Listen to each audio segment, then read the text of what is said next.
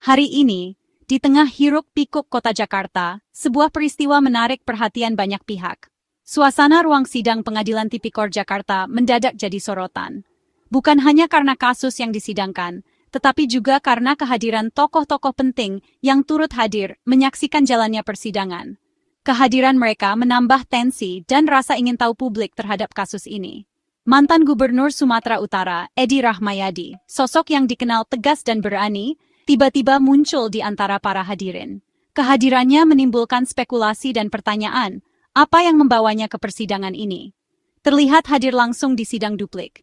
Duduk di antara para pengunjung sidang, Edi Rahmayadi tampak menyimak dengan seksama setiap detail yang terungkap dalam persidangan tersebut. Dengan terdakwa Sekjen PDIP, Hasto Kristianto. Kasus yang menjerat Hasto memang menjadi perbincangan hangat di kalangan politisi dan masyarakat umum. Tuduhan korupsi dan upaya menghalangi penyidikan membuat namanya menjadi sorotan utama. Edi datang mengenakan kemeja hitam, sebuah pilihan pakaian yang sederhana namun tetap memberikan kesan berwibawa. Kedatangannya ini tentu saja memancing rasa ingin tahu dari para wartawan yang hadir. Duduk di barisan depan, Edi menunjukkan perhatiannya terhadap jalannya persidangan. Posisinya yang strategis memungkinkan dia untuk melihat dan mendengar dengan jelas setiap argumen yang disampaikan. Bergabung dengan sejumlah tokoh nasional lain.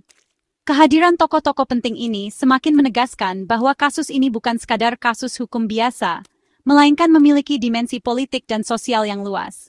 Seperti Ogroseno, Charles Honoris, Nico Siahaan, dan Sonny Keraf. Nama-nama ini tentu tidak asing di telinga masyarakat Indonesia. Kehadiran mereka memberikan warna tersendiri dalam persidangan ini. Nico Siahaan dan Sonny Keraf. Masing-masing tokoh ini memiliki latar belakang dan pengalaman yang berbeda. Namun mereka semua hadir dengan satu tujuan, menyaksikan jalannya persidangan Hasto Kristianto. Sidang kali ini membahas duplik Hasto Kristianto, sebuah kesempatan bagi terdakwa untuk memberikan tanggapan terhadap replik yang diajukan oleh Jaksa Penuntut Umum.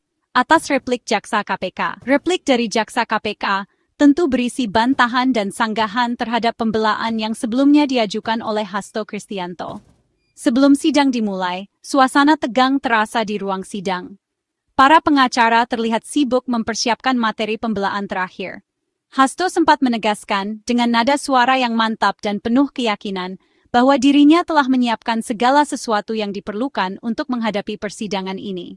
Bahwa ia telah menyiapkan duplik setebal 48 halaman. Jumlah halaman yang cukup banyak ini menunjukkan betapa seriusnya Hasto dalam mempersiapkan pembelaannya. Ia masih yakin, meskipun menghadapi tuntutan yang berat, Hasto tetap optimis bahwa kebenaran akan terungkap pada akhirnya. Ada rekayasa hukum dalam kasus yang menjeratnya. Keyakinan ini menjadi dasar bagi Hasto untuk terus berjuang membuktikan bahwa dirinya tidak bersalah. Duplik telah saya siapkan dengan sebaik-baiknya, kata Hasto dengan penuh percaya diri. Ia berharap bahwa dupliknya dapat memberikan penjelasan yang komprehensif mengenai kasus yang dihadapinya. Sehingga jawaban atas replik jaksa dapat memberikan gambaran yang jelas dan akurat mengenai duduk perkara yang sebenarnya. Benar-benar menyentuh pokok keadilan, ujar Hasto. Ia berharap bahwa hakim akan mempertimbangkan dupliknya dengan seksama dan memberikan putusan yang adil. Hasto sendiri kini menghadapi tuntutan berat. Tuntutan yang diajukan oleh Jaksa Penuntut Umum dapat mengancam kebebasannya. Jaksa menuntut hukuman 7 tahun penjara, sebuah hukuman yang cukup berat bagi seorang tokoh politik seperti Hasto Kristianto. Denda 600 juta. Jumlah yang tidak sedikit dan dapat menjadi beban finansial yang signifikan bagi Hasto. Dan kurungan tambahan 6 bulan yang akan semakin memperberat hukuman yang harus dijalani oleh Hasto jika terbukti bersalah. Jika denda tidak dibayar. Konsekuensi dari tidak membayar denda dapat berupa penyitaan aset atau hukuman tambahan. Menurut jaksa, Hasto dianggap bersalah karena telah melakukan tindakan yang melanggar hukum dan merugikan negara. Karena menghalangi proses penyidikan dengan cara menyembunyikan informasi atau memberikan keterangan palsu kepada penyidik, dan terlibat dalam kasus suap yang melibatkan sejumlah pejabat negara dan pengusaha.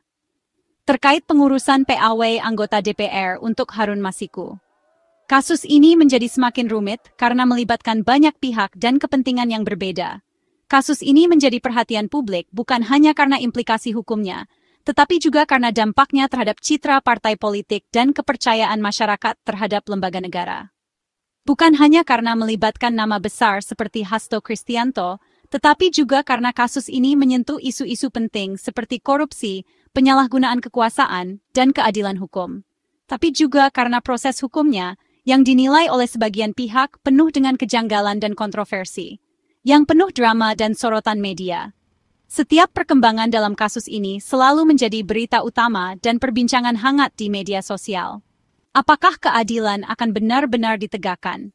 Pertanyaan ini terus menghantui benak banyak orang yang mengikuti perkembangan kasus ini.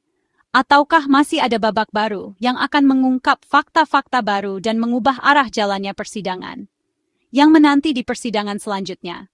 Kita semua tentu berharap bahwa persidangan ini akan berjalan dengan adil dan transparan, serta menghasilkan putusan yang benar-benar mencerminkan kebenaran. Saya akan terus mengikuti perkembangan kasus ini untuk kamu.